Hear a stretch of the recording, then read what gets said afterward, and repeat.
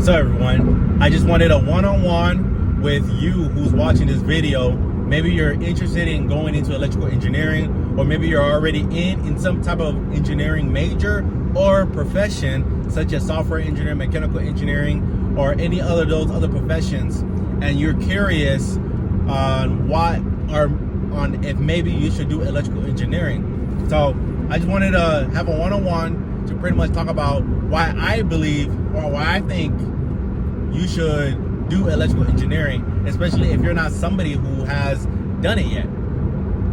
So first and foremost, my name is Joe Daubany, and I work as a hardware engineer in a defense company.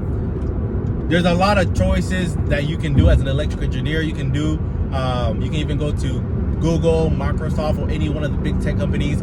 They usually pay more, and usually straight out of college, a lot of the times, we are treated better in defense companies. Defense is always hiring. We're always defending the nation. And I'm in the Army as well. So that's definitely the place that I am going to put a lot of time and effort in. Now, when it comes down to why I think you should be an electrical engineer, primal example is, hey, look at the current job market right now, right? A lot of people are, if you check Reddit, Facebook, X.com, if you check any of those sources, you'll find a lot of people saying that they're struggling to find a job in this job market. Meanwhile, me as an electrical engineer, I open up my LinkedIn and I'm always having offers from other companies asking, hey, would you be interested into working for XYZ, because we need an electrical engineer, we need an RF engineer. And I'm currently a hardware engineer / RF engineer at the company that I work for. And whenever I graduated the university, UTRGV, there was like 15 of us that graduated with that degree. Well, across from us, all the software and computer science guys, there was over 100 people getting that degree.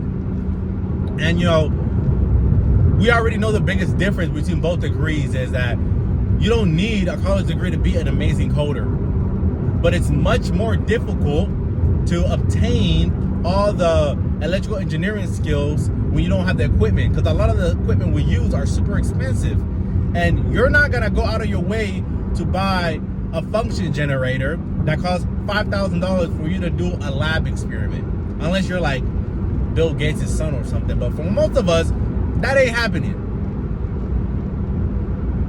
So I'm gonna see if I can flip the camera so you guys can see where I'm driving. Right now I'm driving to San Antonio, so it can just be more entertaining as I speak.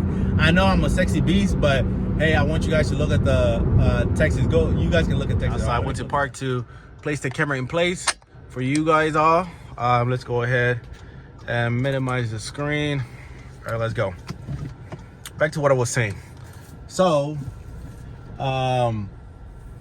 when you compare electrical engineering versus all the other majors, electrical engineers, because of the career curriculum, is kind of very math heavy. A lot of people get scared of attempting to complete the degree itself. And because of this, whenever it comes time to graduate, there's a few of us. And the good thing about this is that although there's a few of us that complete the degree and we start working, is whenever we're out looking for jobs, we're more likely to get hired, right? It took me approximately a month and a half after graduation I graduated December 2022, and I got hired the first week of February 2023. Meanwhile, most of my colleagues that were in software engineering degrees, some of them took 8, 9, 10 months to get a degree. For a majority of them, it was around 6 months, unless they already had prior internship. And I had 0 internship when I got hired. So let me break it down, right? I started my university in 2019 with UTRGV. And whenever I started at UTRGV, I was actually going there to play soccer, Division I college soccer. I got my associate's degree at Lone Star College, and my associate's degree was a 2-year program in Associate of Arts, but it took me 3 years to do it because I was paying out of pockets. coming from African parents, they're strong believers of do not collect debt when it comes to universities and things as such. So as a obedient son, I was like, you know what, I'm gonna pay out of pocket and complete my associate's degree. While completing my associate's degree, I was working, paying my schooling part-time, doing whatever I could to succeed. And over time, I ended up graduating after 3 years. Finally, I'm trying to find a university to go to, and I didn't know that I wanted to be an electrical engineer. It was still up in the air for me because I did not know exactly what I needed to, or what I wanted to do in the long run. Engineering was one of my thoughts, but I always knew that it was going to be very hard, a lot of math, and being a Division I athlete and doing engineering was something that could be very, very hard. So I actually went to University of Texas, Rio Grande Valley to go try to walk on to the Division I soccer team. Fortunately, things went my way and I actually got accepted into the soccer team and into the engineering program. So I fought my way through to graduate with my electrical engineering degree. Initially, there was a lot of math. It was very hard. You know, I did have to retake some classes that I didn't get the grades that I wanted. But over time, as long as I didn't quit, I ended up being successful.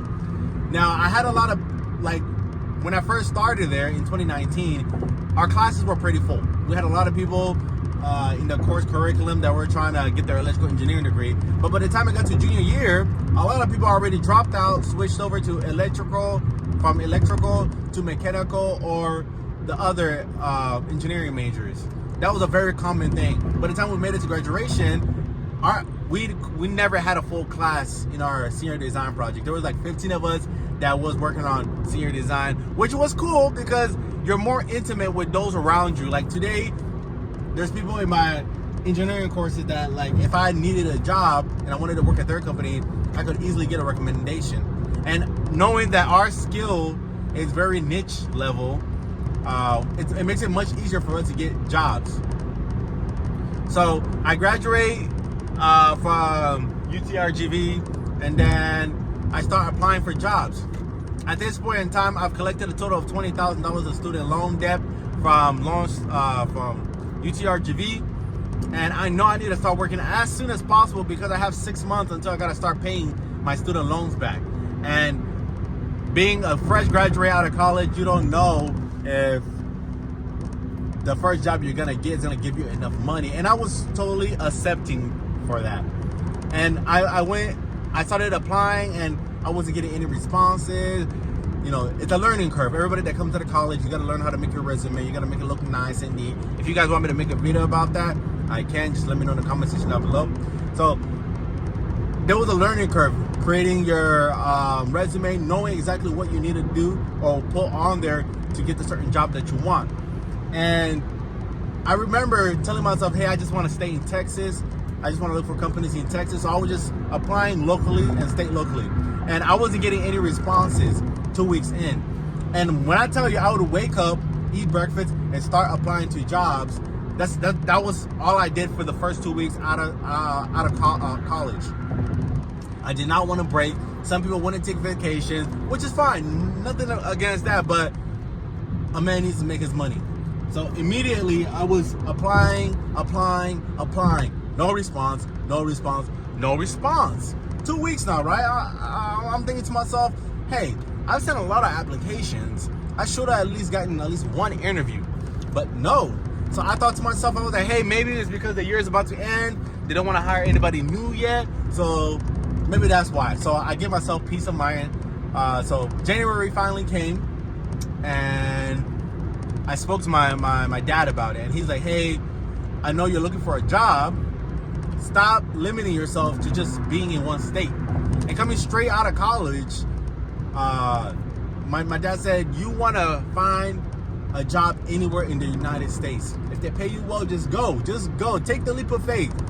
You're fresh college kids. You don't have kids. You're not married. Go ahead and go wherever you got. And so the first job I got straight out of college was located in Maryland, Baltimore, Maryland. And I'm over here in Houston, Texas. So that's a whole 20 almost a 24-hour drive from where I am at. I literally drove this beautiful car over there. 24-hour drive from Houston all the way to Baltimore. But they offered me for my first year out of college, I got offered $85,000, $85,400, and I was happy for that, right? You know, living in Texas, you're like, oh yeah, wow, I'm about to make 85 bands up in this joint. But I quickly learned when I got to Baltimore that the living expenses are way higher than Texas. I would say, I think I was probably making $60,000 a year in Texas money. If I were to convert what I was making there and my purchasing power in Maryland to my purchasing power in Texas, I would be making around $60,000 a year in Texas. My salary was good, but the area that I was living in made it to where I couldn't buy a house. And I'm a big person when it comes to buying a house. But I had a job.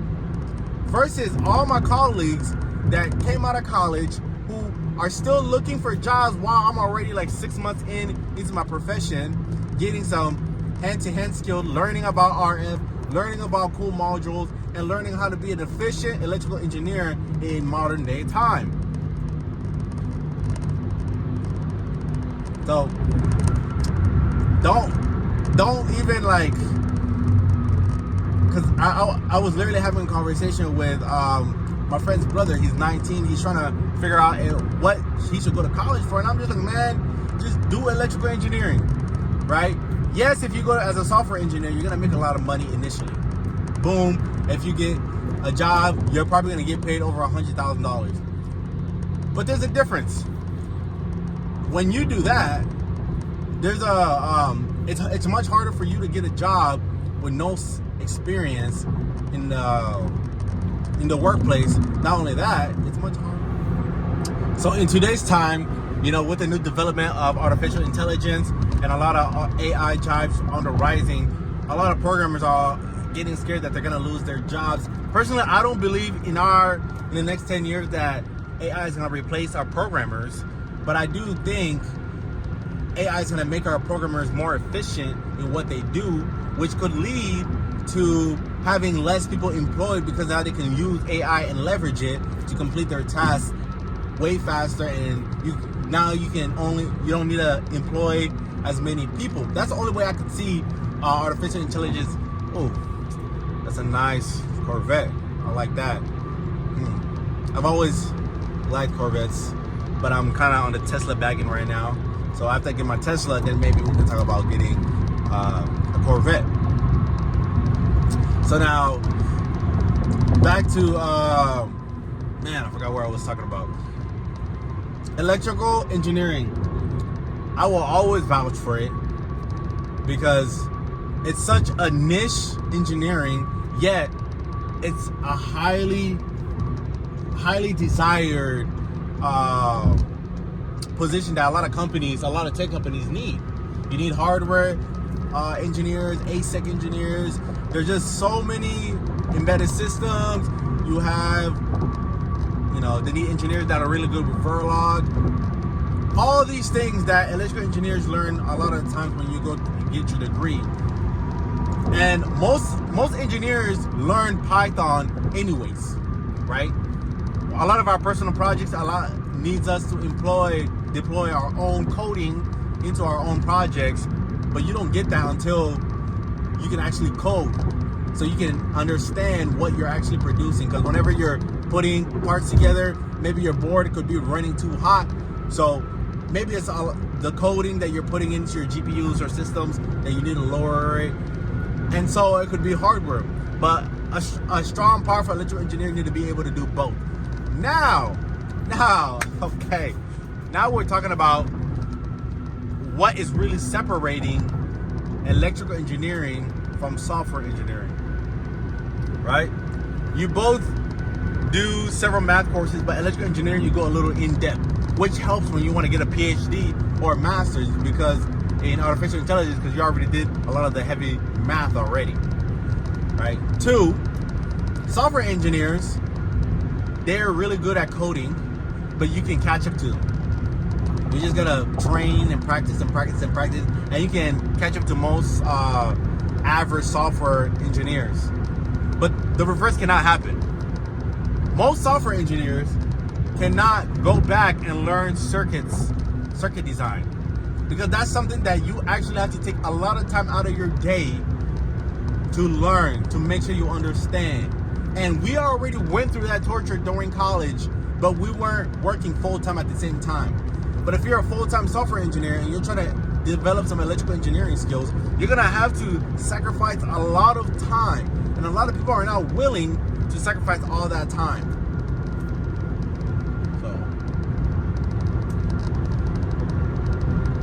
So you already have a leverage by being an electrical engineer.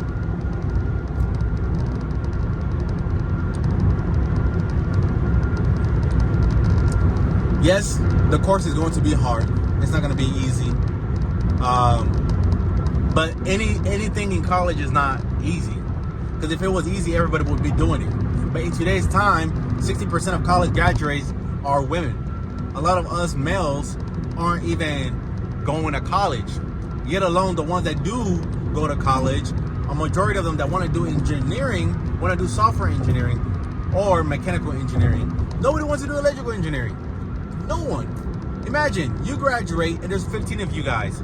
You can guarantee you all will be employed within the next 6 months, because it's equivalent to other universities where a lot of people prefer the other majors, and now companies need electrical engineers, but there's not enough of us, which is great. And I know this is going to continue in the future, because people don't want to do all that math. People don't want to do all that extra work when they can just get a software engineer and make the same or even yet more.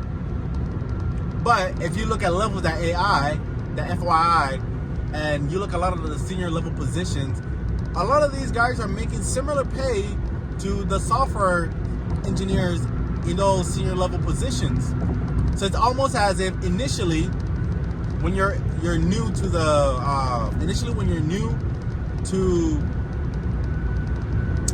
the workplace, you're not gonna make as much as software engineers. But give yourself some years in, you're gonna start looking at them eye to eye, and in some cases you can even make more than them. But that's all about, developing your personal skills in electrical engineering, making sure you're the most powerful person your company can have. Because then when you bring value into the workplace, they'll put a value on you and you'll make more money. Hey now, so I can control what you want to do in college. You can chase your heart. But if you love tech, I think electrical engineering will be something that will be very beneficial to your life. I always vote for STEM, but when it comes to engineering, I will always put electrical engineering number 1, because you could always get your electrical engineering degree and skills that are hard to get outside of school, and still go and learn Python or whatever coding skills you want to learn and become the best at it. Because when you look at a lot of these job applications, not applications, but like job listings for like software engineering, a lot of these positions say they require a degree or a background in computer science or computer programming or something like that, or other equivalent engineering degree, right? So, and a lot of the times, whenever they're listing like computer science degree, computer programming degree, or electrical engineering degree, it's included because they assume that, hey, a lot of these electrical engineers do learn how to code and they're very proficient at it. Not only that, because they're electrical engineers, they can really understand better how whatever they're coding on a machine can correlate with the hardware they're dealing with. I assume, maybe I could be wrong. If you know what's correct, let me know in the comment section down below. But that is my assumption. If I was a hiring manager, that an electrical engineer could understand the correlation much better versus just somebody who knows how the coding changes the outcome of a specific task you're given. So I'm big. Like, if you don't know what you want to do in college, do electrical engineering. I guarantee you will not have to worry about looking for a job. Layoffs happen in any and every company. It can happen to anybody. The problem is, it's not getting laid off. It's how can you bounce back from that, right? You get laid off today. how harder is it for you to bounce back?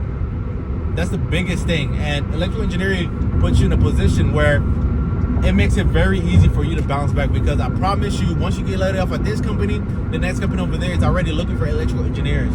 There's not enough of us. And as time goes on, people don't want to do the same math. So I encourage you, if you want to get an electrical engineering degree, go get it, man. It's easier. You'll get a good, decent pay. As you climb the ladder, you'll make more pay, and the sky's your limit. But the biggest thing is you don't have to worry as much as everybody else is finding another job. If you ever get laid off, or if you have to quit and move somewhere, you will always be able to find a job much faster than most other people. Like right now, 2024, we're in August 2024. A lot of people can't even find job listings online for them to apply for. I check my LinkedIn. I'm always getting invites, hey, from recruiters looking for electrical engineers to join whatever company they're asking for. You know, always getting invites, because there's not a lot of us. So if I can have any selling point to you, you know that as an electrical engineer, you'll make good pay and you'll always be employed. So take that how you will. If there's any other electrical engineers that watch this video, or if you have any other advice for anybody else, let us know in the comment section down below, because also I'm not a senior level, I'm not a principal level electrical engineer, so there's still a lot that I haven't learned. But hey, from everything that I've gone through, I've learned, I'm excited to tell you guys to go after it, because you won't regret it, right? I want to sit here making this long video if it did not matter to me, but it matters a lot to me. And the more electrical engineers we get today, the more people can contribute to the innovation of the United States. If you go to China, there's a lot of electrical engineers, there's a lot of software engineers. They're always developing new tech day in and day night. Day in and day night. But us, on the other hand, everybody's scared because of some math problems. Nah, forget all that. Do it, kill it, and join the electrical engineering side. All right, I think that's good enough. I don't think I missed anything, but if y'all do think I missed something, let me know. I'll see you guys next time. All right, subscribe if you're new. Jadabini is out.